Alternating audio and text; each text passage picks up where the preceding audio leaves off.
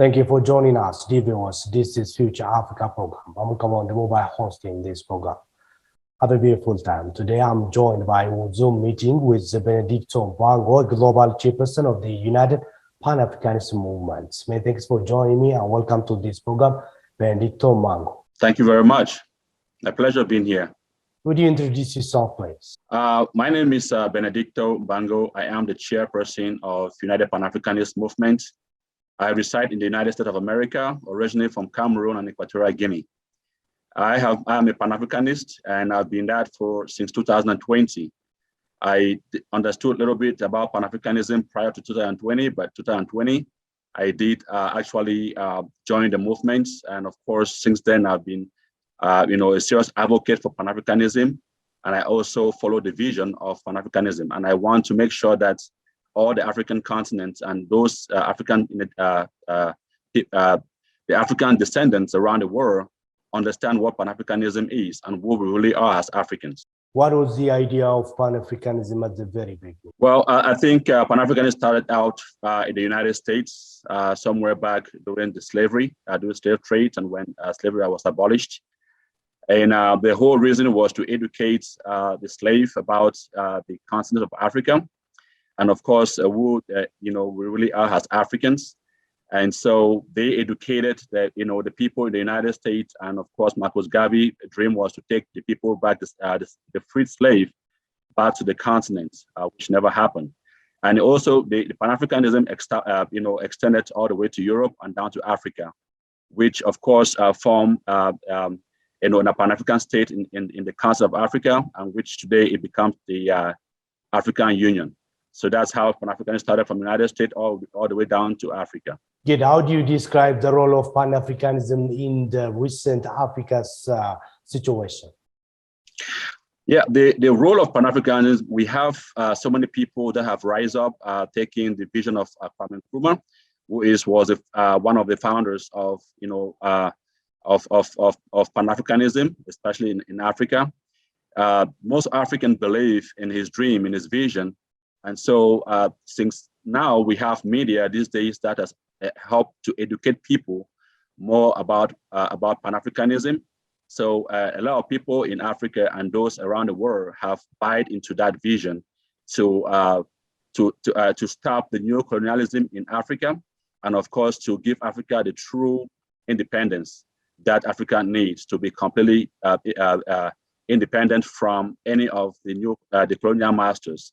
So that is the vision, and that's how young people, young Africans today are buying into this idea, into this ideology, into the vision and the mission of these particular movements. And it's creating a massive change within the African, it's waving within the African young people, especially the scholars in the continents and some other activists around the globe. People are beginning to understand that we are not the people that we're supposed to be. The African is not in the state that it's supposed to be. And the ideology of Pan-Africanism has educated a lot of young people, including myself. I am still learning because, again, I've become a Pan-Africanist since 2020. Prior to that, I know nothing about it. So I have been reading a lot of books, studied a lot from other people, and so has many other Africans around the world. They believe that the Pan-African ideology and the spirit of the Ubuntu, has to rise back up, so that we, the African people, can understand who we really are. Now, our days, we understand that we're given a situation like our educational system, where to train us to become like the Western world, to think like how they think, and to make them to believe that, to make us to believe that they are our saviors, they are our revivers, they are our masters, they are our everything that we need, that we have to depend on them for us to succeed. But that is contrary to what Pan-Africanism is. The young people are beginning to understand that there's a problem. Africa is in problem. I mean, what is the problem with Africa? So they're beginning to search that. They want to know why we are in this stage, on this current stage today. Why are we poor? Why are we so rich, but we are poor? Why do we have fields? Why do we have field food with honey, but we are hungry? Why do we have oil, but we don't have any manufacturing? Why do we have mines, fields, but we don't have any refineries? So they begin to start asking questions, start doing some research, and start understanding that we are actually recolonizing right now at the moment. Even though we say that we are independent, we are a free state, but at the same time, our educational system is still holding us captive. Our religions are still holding us captive. So we don't understand who we really are, because we were born in the age where we study about white people, we learn about white people, we study about Europe and America, but we don't study nothing about Africa. We don't know nothing about Africa.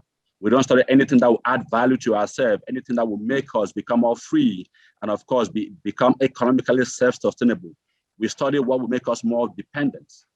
So young people are beginning to waking up around the continent. Those also in the diaspora begin to waking up, knowing that working together, uniting, because the main goal of Pan-Africanism is to unite the African descendants around the world, unite the continents to become one, a unity, so we can work before, we work like we used to before the white people came down there and divided us, talking about separating us for economical reasons. So other than being as different countries, we have to become back as one people as we used to be before actual colonization. How do you see the interference of the superpowers or the Western countries into the very domestic affairs of Africans?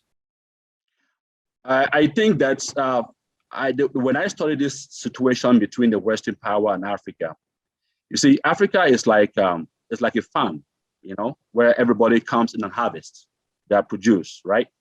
And we are just the worms that feed those farms. So that is what Africa has been to the Western powers.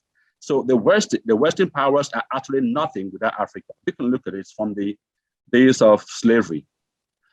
America was built out of African strength, the manpower, the technology. Europe was built out of Africa, from the minerals to the spirits to the people. And because of that, it builds the Western power. So if there is no Africa, there is no America, there's no Europe. Because of America is succeeding today because of the powers from the African people, because of the resources of the African people. And so they would do everything possible to put Africa down. They will do everything possible to keep Africa in a state where they'll keep being a beggar, just like a dog. If you have a dog, you tie a rope around their neck and you drag them wherever you want to go. You tell them to sit, you let them know when they want to eat. So this is how they want us to be, like a dog, so they can drag us anywhere, anytime. They will tell us when we can feed ourselves and how we feed ourselves, and how and when we can even go out and pee, or we can go out and even, we don't have no freedom because we have a rope tied around ourselves. Now we have to cut that rope loose, because we are free people, we are a human being, we are the nature of this planet. We are the original people of the planet. So everybody else, every other race come after that. So the Western interference to the African continent, it is a means of survival. They want to survive. That is why they have to make sure that they can keep Africa where it is today. They can make us keep fighting, keep hating each other, keep being disunited, so that they can continue to come in and grab whatever they want to get, our resources, our people, our intelligence, and all that stuff, to continue to build and develop their continents or their countries. The Western powers never let African leaders that have strong public support in their country to stay on power. They remove such leaders through their capital or assassinate them.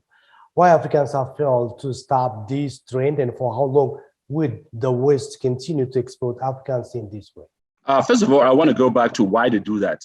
Again, like I did mention, they are afraid when they see an African leader, like we had Thomas Sankara, we had also Muammar Gaddafi. These are our strong leaders that were against the Western culture, the Western power. They were against them. We saw what Magufuli did in Tanzania just in our recent days, built a country from nothing, without the support of the Western powers. He denounced them and continued to work. And they would try all possible means to disseminate them, to kill them, and of course, either movement through coup d'etat.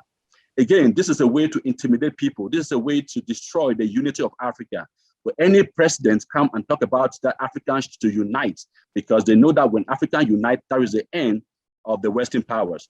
Africa has 1.3 billion people alone. Talking about the African descendants around the globe, around another 400 million. If you put them together, we are the populated species here in this planet. So if we come together as one people, we will be the one to tell them and to control the world. And that is what they don't want us to do. They don't want any African president to talk about unity, to work towards unity. Like Gaddafi tried everything possible. So they will disrupt it. Especially France will do everything possible to destroy the Francophone countries in Africa to not believe in unity. So because they know that if they keep the president in power, they will keep push for it, and someday the youth will take over and the youth will understand the need for us to come together. And now we have seen that, we have studied the situation, we understand that it is a time for all the youth of Africa to rise up. It is time for all the presidents to understand that they are the leaders and they should listen to their people. They are there to lead the people of the various countries and the people of the African continent. What is your understanding about the recent situation in Ethiopia? First of all, Ethiopia is one of the African top countries. I would say that it is. I always call Ethiopia like the mother of Africa. This is a country where it has the heart of Africa. This is a country where, we have a rich culture. This is where I would say Africa actually originated, because of the culture, because of the people, and because of the origin of the country itself. Now they know that if they continue to suppress Ethiopia and destroy Ethiopia, that is this easy way to destroy Africa in general. Now the current situation in Ethiopia, they fight between the tribes and the other groups that's trying to underestimate the government of the prime minister. This is all Western propagandas. This is how the Western power works. They come in, they bring confusions among us, among the people, and tell them to fight against each other. So the people, because of little or no understanding, they will listen to them, because again, our educational system has taught us that the Western powers are the only people we got to listen to, so we don't trust ourselves. So it is a propaganda that has been set among our people, among the Ethiopians, to fight against each other. And that is the only way that they can come in and take whatever they want to take and destroy a good country as Ethiopia. And I want to say that the people of Ethiopia right now are speaking to the world that it is enough. No more Western propaganda, no more Western powers over the country. And all the other African countries, youth around the world, they are also standing behind Ethiopia right now. They're standing about the prime minister of Ethiopia. I want to make sure that the Western propagandas, that is the only place we can rest in peace. But if we are not peace in our home, there's nowhere else you're going to find peace. Not in the United States, not in Europe. Because when I am in the United States, I am not peaceful like when I'm in Africa. When I'm in Africa, that is where I'm more peaceful, because that is where my bloodline lies. And I understand that Ethiopia is a place where the Western powers is trying to destroy, and they are trying to use the people to destroy their own land. And I disagree with that. And most of the Ethiopia people disagree with that. And I like the way that the prime minister of Ethiopia is working so hard to keep the peace. How do you see the Western countries' interference into the very domestic affair of Africans? What I've understood about, especially the United States, is that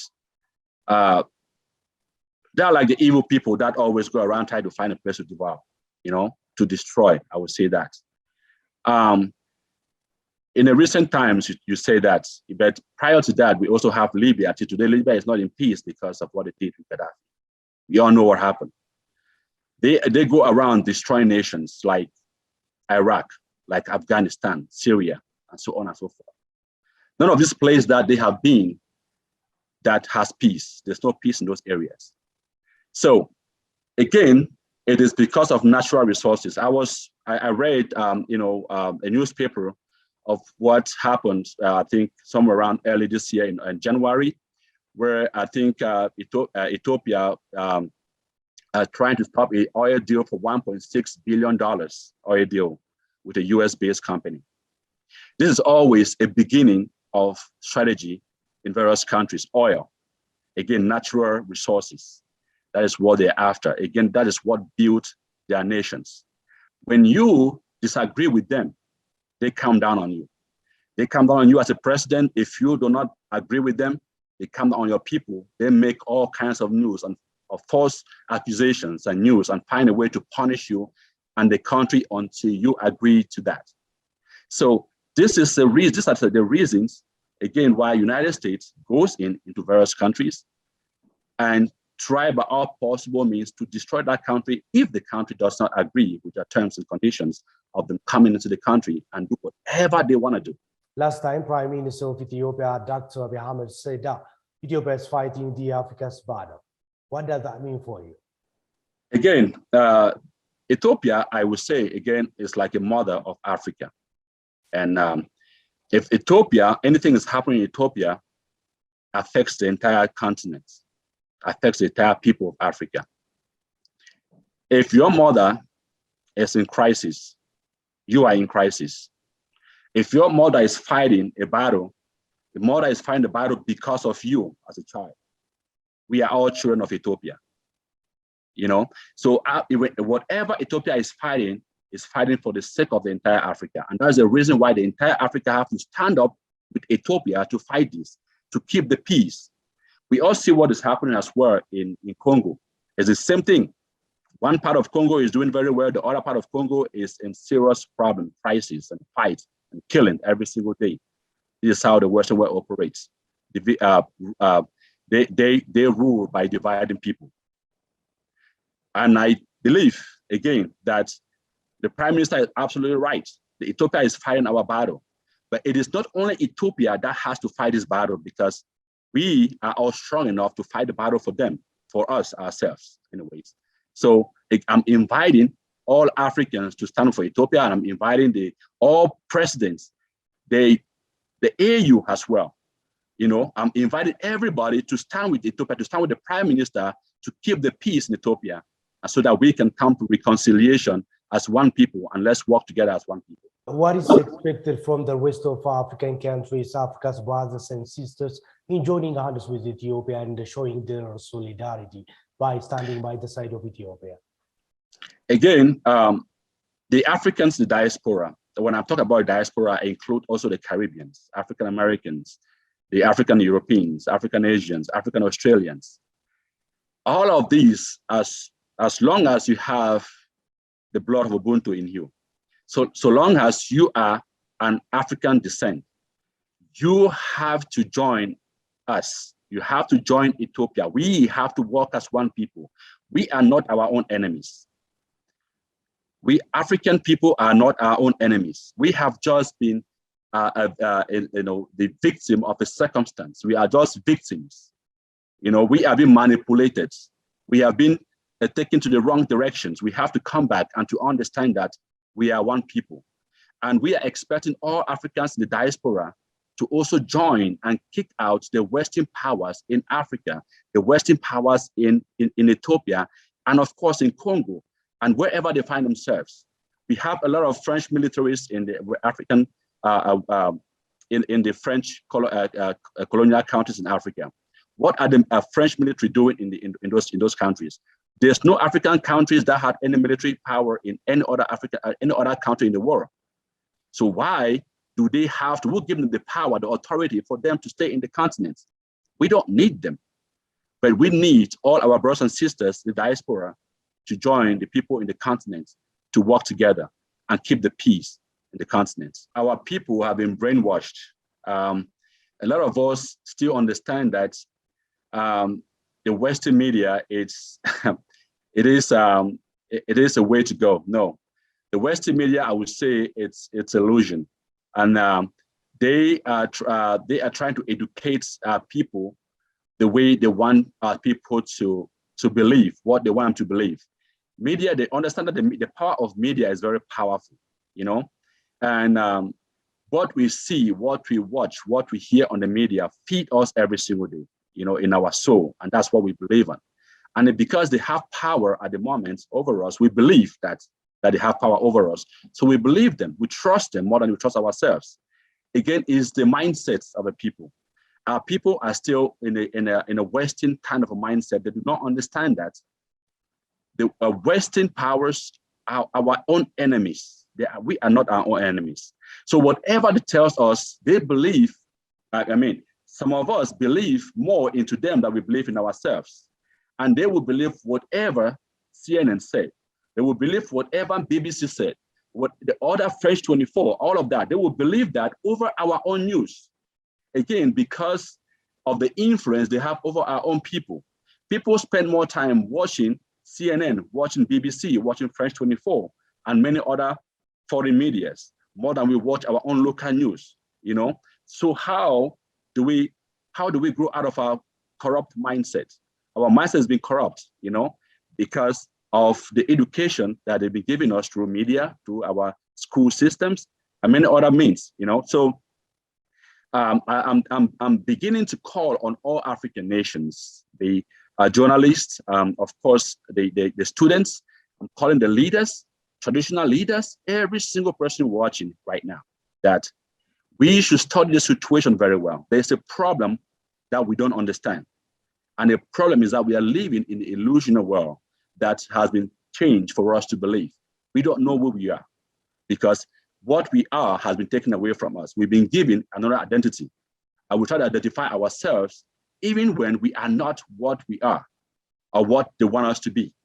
So again, it is very important for all the Western, for all the medias in Africa, all the people in Africa to start to believe that we have to depend on ourselves.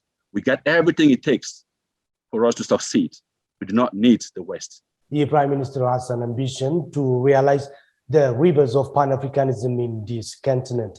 And what should the other rest of African countries do to succeed this African agenda? Again, I think it's a time for us to all unite.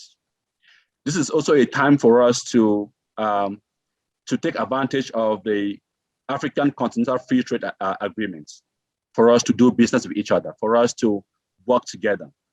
I think it's time for all the African presidents, the AU, and of course, all the leaders, our traditional leaders around the continent, to start talking to each other. What can we do to succeed as African people, as African leaders? This is the kind of discussion they should be having. The spirit of Pan-Africanism is with the Prime Minister. And him encourage that is very dangerous for him alone. We should not let what happened to Gaddafi to happen to him, because Gaddafi talked about unity all along, but nobody believes him, nobody trusted him, nobody listened to him until they were able to take him out. If they leave the Prime Minister of Ethiopia by himself, it will be very easy for the Western world, the Western power, to destroy him and destroy the vision of Pan-Africanism within the continent. However, they can try, but they will not stop, because we are coming. There are many young people within the continent and in the diaspora fighting for the spirit of the Pan-African within the continent and within the people. And we will continue to do so until Africa is fully liberated. But we cannot do so without everybody on board. And that's why we are calling and supporting the Prime Minister of Ethiopia, that we are behind him. We will support him. The United Pan-Africanist movement will do everything possible to support him, his spirit, his ideology, his concept, his vision, and his mission for the Ethiopian people. So again, it is very important that we invite all the African leaders. The AU has to wake up from sleep, because right now they are sleeping. The issues that Ethiopia is facing, it can happen to any other country. It is already happening. It's been happening in Congo for over 25 years. And it's happening in Cameroon right now. It's happening in Nigeria and many other countries. So it is very important that we all believe, we all understand that it can happen to the entire continent, and we will be recolonized again or become slave in our own continent if we do not wake up. But the African Union has to wake up. The leaders in Africa has to wake up. The young people in Africa has to wake up. Everybody has to wake up and start working to support each other. What should be the way forward for Africa and Africans in general? The way forward for Africa, again, I have to confess that Africa is a continent that has been blessed from the origin. We have everything that we need to succeed. We have to understand that we are in this situation where our young people do not have jobs. We cannot create jobs opportunity. We cannot create development in ourselves, because 400 years ago, we were destroyed by taking slaves out of us, by taking people out of us, our engineers, the people that's supposed to build the continents. And then we're colonized.